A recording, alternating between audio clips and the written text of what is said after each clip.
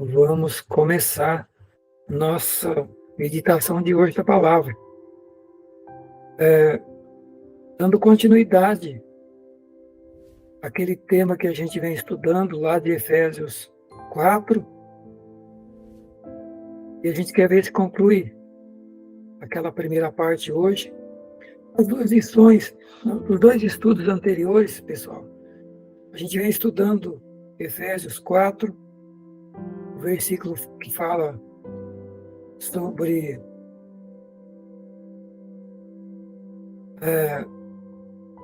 comportamento cristão, algumas coisas, os versículos, aliás, como que é o viver do cristão, aquilo que o cristão não deve fazer, aquilo que deve fazer.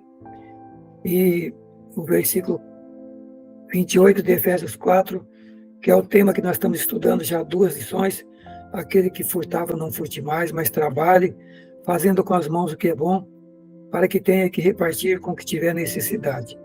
E a gente vem já dois estudos aprofundando mais nesse assunto, porque o apóstolo Paulo está falando que aquele que veio para a igreja, veio para Cristo, mas que antes de conhecer a Cristo, tinha uma vida, uma conduta não correta na área financeira, não trabalhava direito, furtava, não tinha um trabalho honesto, explorava dos outros, era desonesto, mentia, enganava. Nós vimos aí nas duas últimas lições muitos textos da Bíblia sobre isso. E se tem alguém aqui que ainda não estudou nenhuma das duas, eu vou indicar que você está aí no grupo da igreja, o vídeo e o resumo dessas duas lições com os textos bíblicos. São textos fortes, Deus falando com o povo de Deus, falando com a liderança do povo de Deus, a liderança da nação, falando com a igreja, com os pastores, com a liderança espiritual. Foram textos fortes que nós vimos aí nessas duas últimas lições, textos fortes mesmo. E a gente mandou esses resumos para vocês com esses textos. E hoje a gente vai fazer a conclusão desse assunto.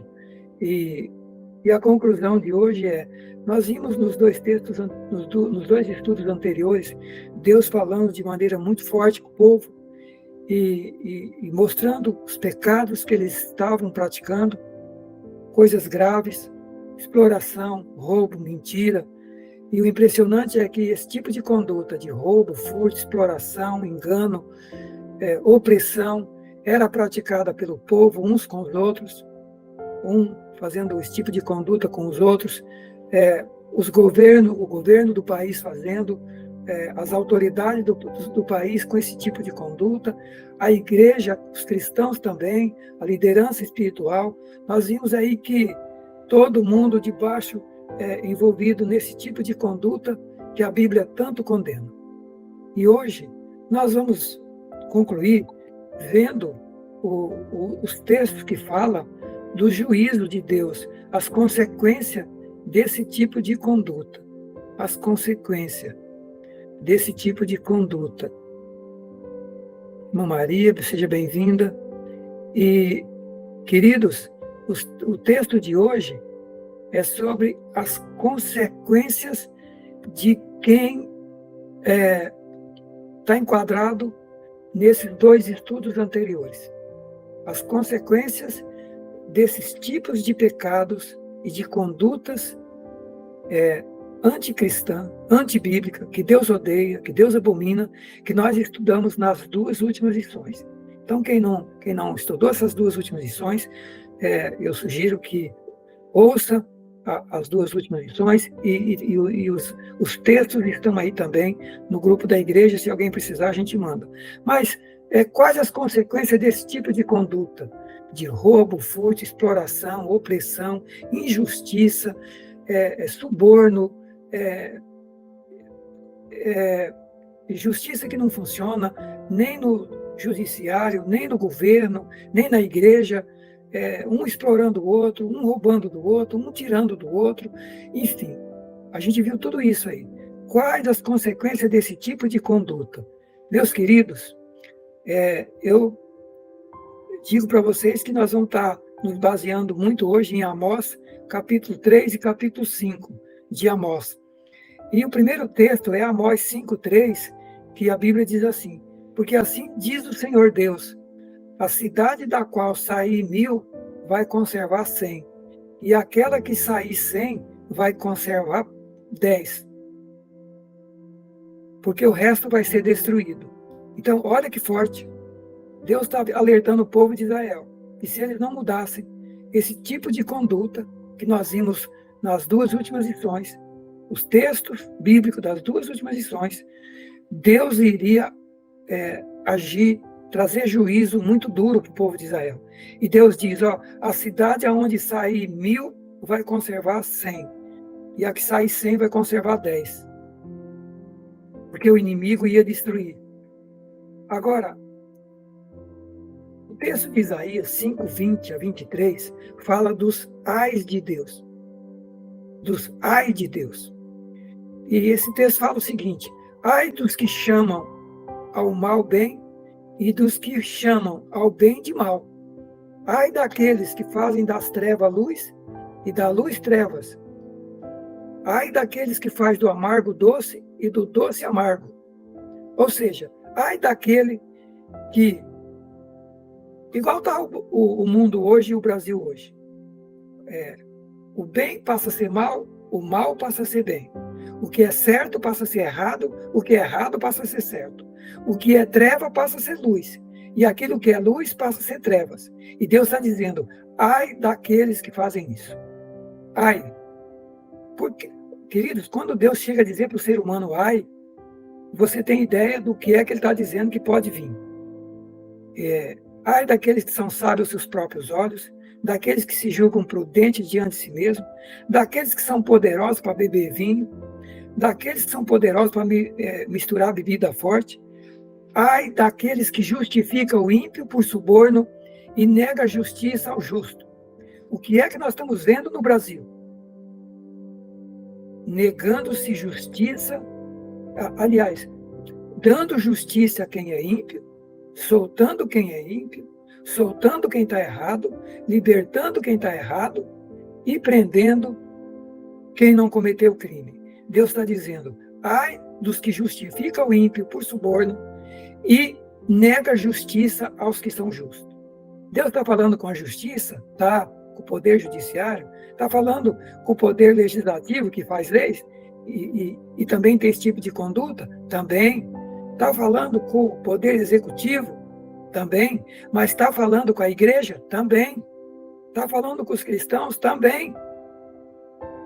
Quantas vezes dentro do meio do povo de Deus, dentro da igreja, a gente vê, por causa de dinheiro, por causa de algum tipo de suborno, pastores, liderança que acabam sendo subornadas no seguinte sentido, não é nem de pedir dinheiro para fazer as coisas, eu não vou punir tal pessoa, eu não vou tratar do caso de tal pessoa, porque senão ela é uma pessoa que vai parar de contribuir e vai sair da igreja.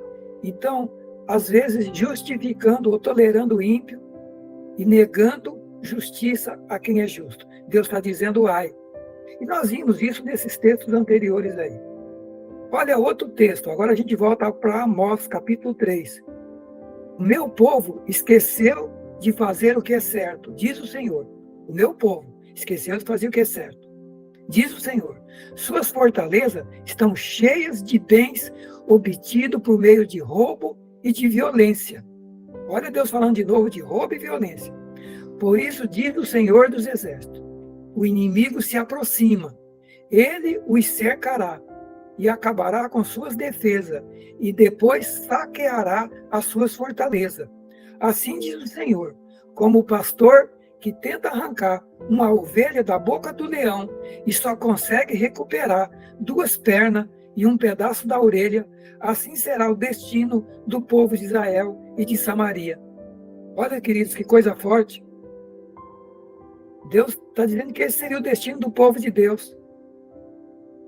Como alguém que tenta proteger, libertar, arrancar da boca do leão uma ovelha, mas não consegue mais.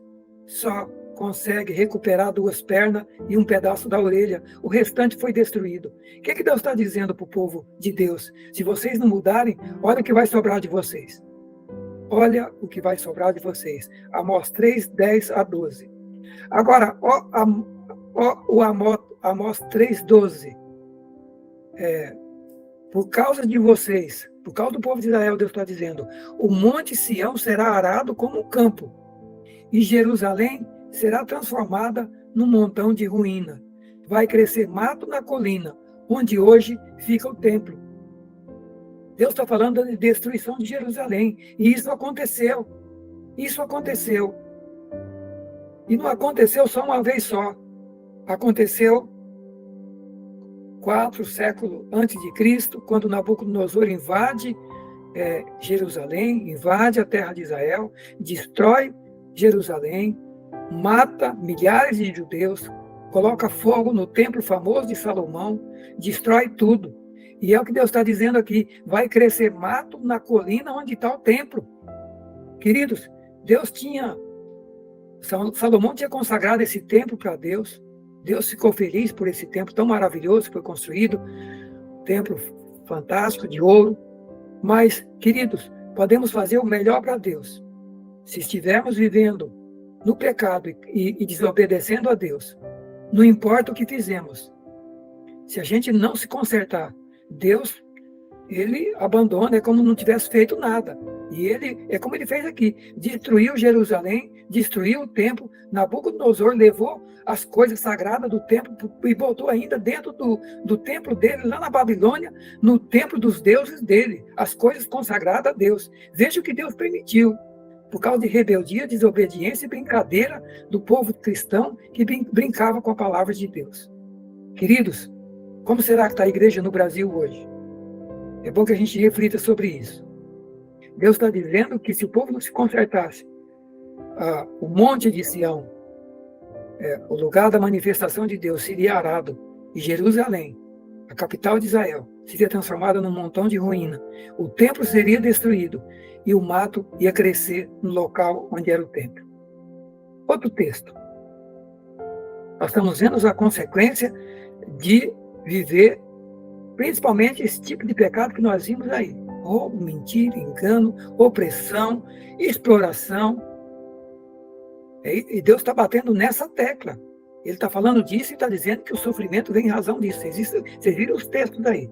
Agora, Amós 5, capítulo 5, versículo 6 em diante. Buscai ao Senhor e vivei, para que ele não irrompa na casa de José como um fogo e a consuma. E não haja em Betel um fogo que não tem quem o apague. Queridos, Betel era o lugar do templo. Eu fiz até uma ministração lá na igreja da pastora Bel, acho que eu publiquei aí para vocês, falando exatamente sobre isso, sobre esse texto. Queridos, o Betel era o lugar da casa de Deus, e o povo ia para lá, tinha gente que ia todo dia para a igreja, de 3 em 3 dias dava dízimo, só que fazendo tudo errado. E Deus falou, vou destruir tudo. Você está pensando que vocês me compram porque vão todo dia na igreja? Ou porque estão dando dízimo? E depois vivendo tudo errado? Desconsiderando o restante da Bíblia? Deus falou, não. É o que está aí. Buscai ao Senhor e vivei, para que eu não irrompa em fogo a casa de José e não consuma Betel. Está falando de destruição do povo dele. Vocês que convertem o juiz em alosna e deita por terra a justiça. Olha Deus novamente falando de injustiça, de gente que pisa na justiça e pisa no juízo. Vocês que convertem o juízo em alosna e deita por terra a justiça. Queridos, cristão tem que ser justo. O que é certo, o que está errado, está errado. Deus falou, está falado, está na Bíblia, está na Bíblia. E aí ele fala aí, a partir do versículo 3 em diante. Vocês odeiam na porta aquele que os repreende, vocês abominam aqueles que falam sinceramente com vocês. Vocês pisam o pobre, exigem tributo do trigo, edificam casa lavrada, mas nela vocês não vão habitar. Vocês estão construindo vinha, mas não vão beber do vinho. Porque são muitas vossas transgressões e graves os vossos pecados. Vocês afligem o justo, toma resgate, ou seja, recebe suborno, rejeita o necessitado na porta. Aí Deus começa a falar, aquele que for prudente vai guardar silêncio naquele tempo porque o tempo será mau. Deus diz que nesse tempo que a gente vê essas coisas acontecer, quem for prudente vai guardar silêncio, vai dizer, não, a coisa não está bem, eu vou buscar Deus. Se continuar do jeito que está, caminhamos para o cativeiro. E é assim que o Brasil está caminhando. Se a nossa nação não mudar, se a igreja não mudar, se a gente não converter dos nossos maus caminhos, e veja o que Deus está falando aí. Quais eram os pecados? Gente que não quer ouvir a verdade, gente que não quer ser repreendida, não quer ser ensinada, gente que abomina quem fala a verdade, gente que oprime os outros, gente que transgride, como o Senhor fala aí, aflige o justo, recebe resgate, recebe peita, recebe suborno para poder justificar quem está errado e condenar quem está certo. E Deus está dizendo, quem for prudente nesse tempo, vai guardar silêncio, vai calar a boca e vai buscar Deus, porque o tempo será mau. E Deus repete, buscai o bem e não o mal, para que vocês vivam. Assim diz o Senhor dos Exércitos. Odiai o mal, olha só, odiai o mal e ame o bem. O pessoal está fazendo o contrário, amando o mal e odiando o bem. Deus está dizendo, inverta. Isso é conversão. Isso é conversão. Isso é arrepender dos maus caminhos, está lá em 2ª Crônica. Odia o mal e ame o bem. Estabeleça na porta o juízo. Talvez o Senhor dos Exércitos tenha piedade de vocês. Porque assim diz o Senhor Deus, em todas as ruas haverá pranto, em todas as estradas vão dizer, ai, ai, e vão chamar o lavrador para chorar e para prantear, de tanto pranto, de tanta morte, de tanto sofrimento. Porque em todas as vinhas haverá pranto, porque passarei pelo meio de ti, diz o Senhor. Está aí, meus queridos, o resultado de nação, de família, de igreja, de cristão, que brinca com as verdades da palavra de Deus. E olha que o tema que Deus está batendo aí é falta de verdade, de justiça, de temor de Deus. Ele está dizendo que, em vez de odiar o mal, então é amando o mal e odiando o bem. E Deus está dizendo, inverta, odie o mal e ame o bem. Estabeleça o juízo. O que é isso? Estabeleça a verdade. Estabeleça a verdade na igreja. Estabeleça a verdade nos negócios, na empresa. Estabeleça a verdade em todo canto. No relacionamento de marido e mulher, de pai e filho, filho e pai, de patrão e empregado. Em todos os relacionamentos, estabeleça a verdade. Odeie o mal, faça o bem. Mais um texto, queridos. Miqueias, capítulo 3. Ouvi-vos, chefes de Jacó, príncipe de Israel. Não é a vós, não é vocês que pertencem a saber o juízo? Quem é que é preparada para ensinar o juízo no país? Não é a liderança que a gente bota lá? Não é os que estão no poder judiciário, que estão lá para estudar o direito? A gente banca as faculdades, o Estado banca, paga eles. Não é para eles estudar o juízo e fazer as coisas certas? Não é a mesma coisa? Não é os deputados e senadores que estão lá? Não é os do poder executivo? Mas também não é os que estão na igreja, a liderança da igreja? Deus está dizendo, ouvi chefes de Jacó, príncipes de Israel, não é vocês que têm que saber o juízo e aplicar o juízo? Mas vocês odiam o bem e amam o mal. Arrancais a pele do meu povo, comeis a carne e até os ossos. Comeis a carne do meu povo, arrancais a pele, esmiuçais os ossos, repartis os pedaços na panela, como dentro de um caldeirão. Deus está comparando aí como é que as pessoas estão fazendo com os outros. Destruindo as pessoas. Comendo, cortando os pedaços e cozinhando na panela. Por acaso a gente não vê isso acontecer no Brasil?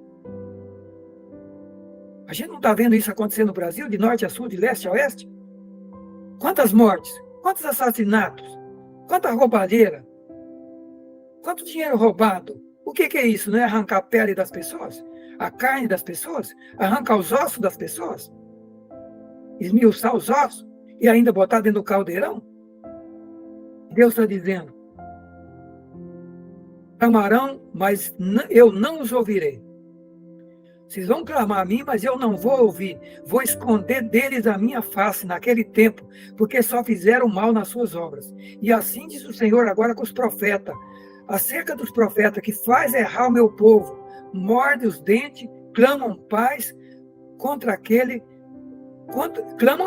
Clamam paz, profetiza paz. Mas para aquele que não dá nada para eles, profetiza guerra. Olha o que Deus está dizendo aí. Profeta, quando recebe alguma coisa, é alguém que agrada o profeta, dá uma boa oferta, profetiza 1000 bênçãos. Mas se o coitado do irmão não der nada, profetiza só desgraça para ele, só guerra, só miséria. Portanto, o que Deus está dizendo? Vai virar noite para vocês, não vai ter visão, não vai ter adivinhação, não vai haver sol sobre os profetas. Diz o Senhor. O sol vai se enegrecer, os videntes se envergonharão, os adivinhadores se confundirão, se cobrirão os seus lábios, porque não haverá resposta de Deus para eles. Diz o Senhor, mas aí diz o profeta, eu estou cheio do poder do Espírito do Senhor e do juízo e da força de Deus para anunciar a Jacó a sua transgressão e a Israel o seu pecado. O profeta fala tudo isso, mas no final ele diz, eu estou cheio do poder de Deus, do juízo de Deus, da força de Deus, para anunciar para o povo de Deus o seu pecado.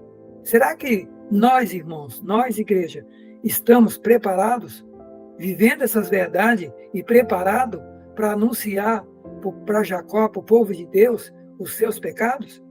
Está aí o profeta nos dando essa lição.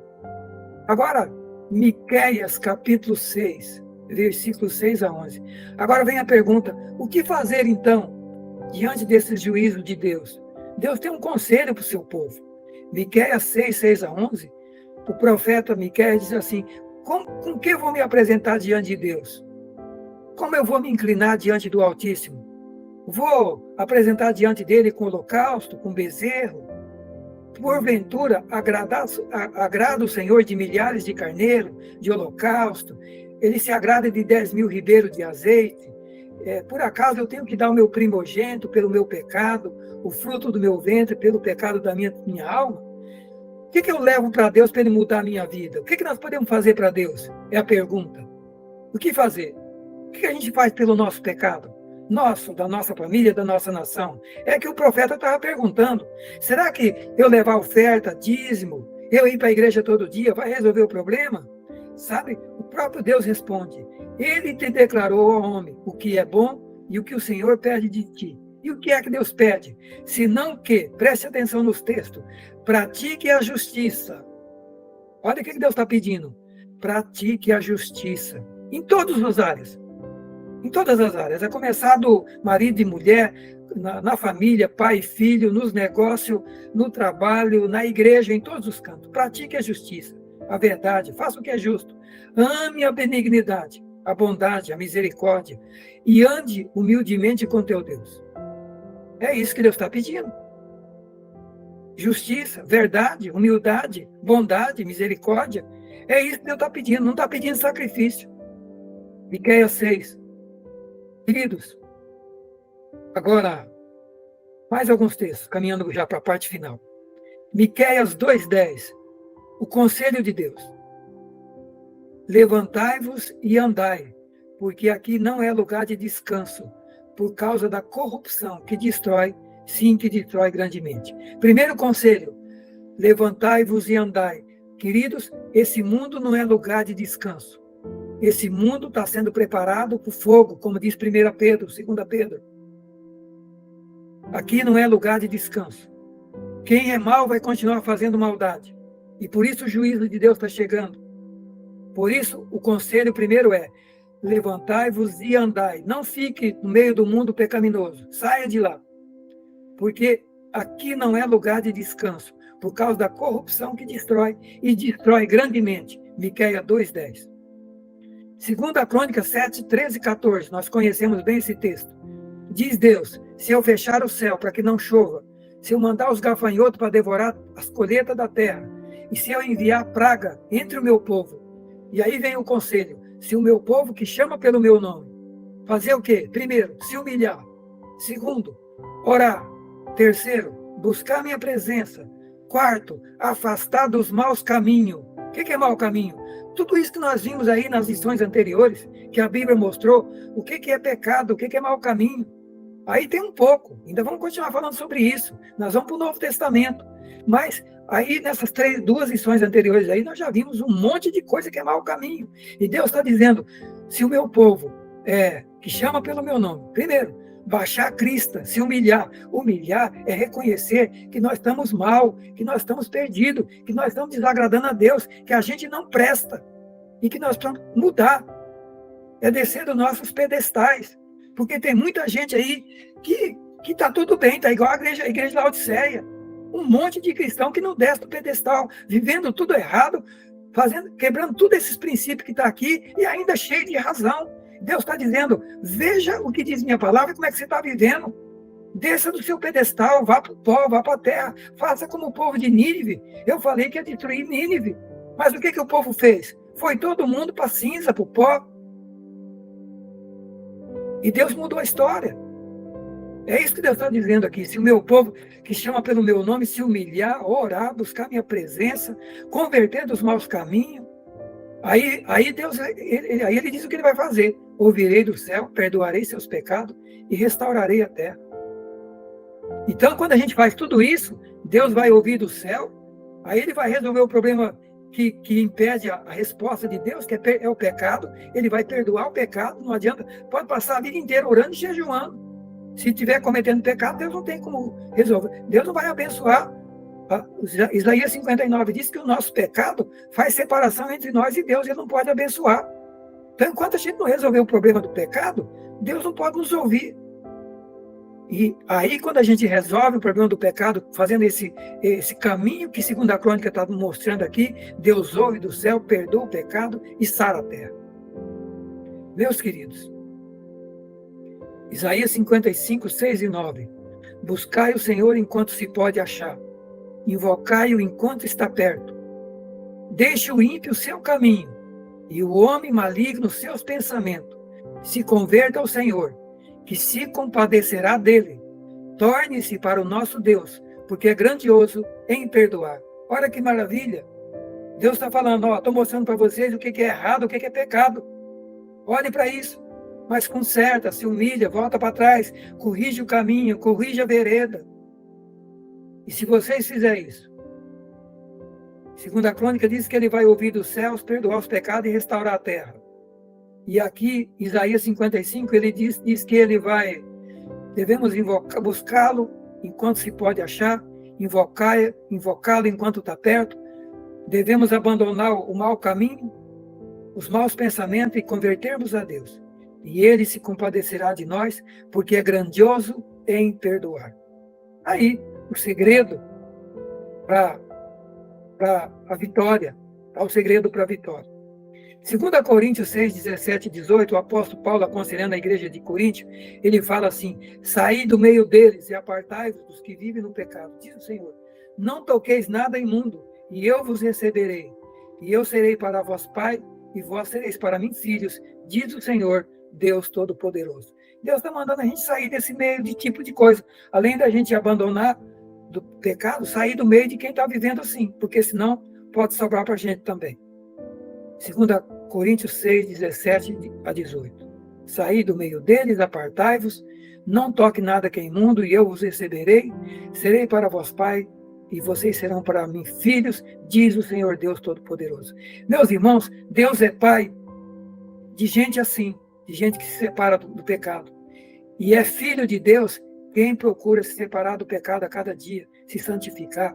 É verdade que vivemos numa carne pecaminosa, mas Deus está dizendo para mim e para você, meu filho, separa do pecado, vai olhando para a palavra, vai largando, vai abandonando, busca a minha presença, busca meu poder, busca o Espírito Santo, eu quero mudar a sua vida.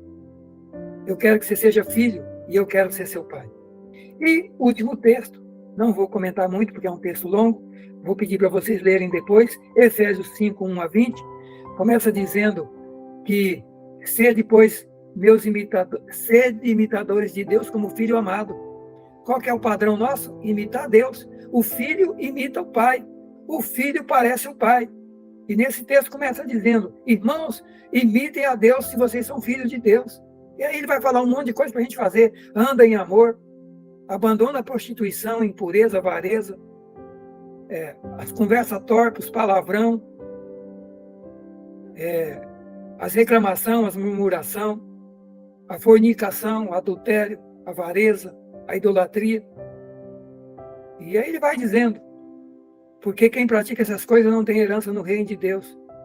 E aí ele fala: não seja companheiro de quem vive assim, porque no outro tempo vocês eram treva, mas agora vocês são luz, andai como filho da luz.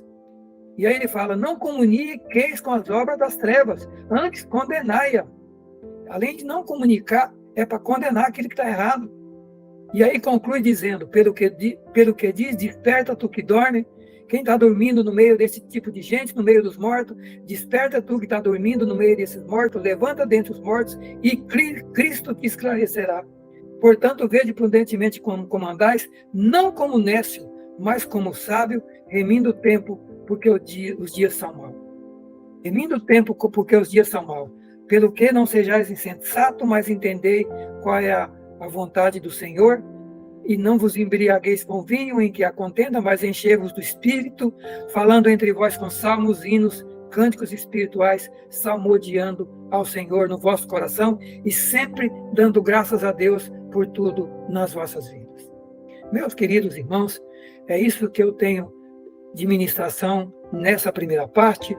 Deus abençoe você que vai ouvir essa palavra gravada. Deus abençoe sua vida. Deus abençoe sua família. E nós vamos encerrar a gravação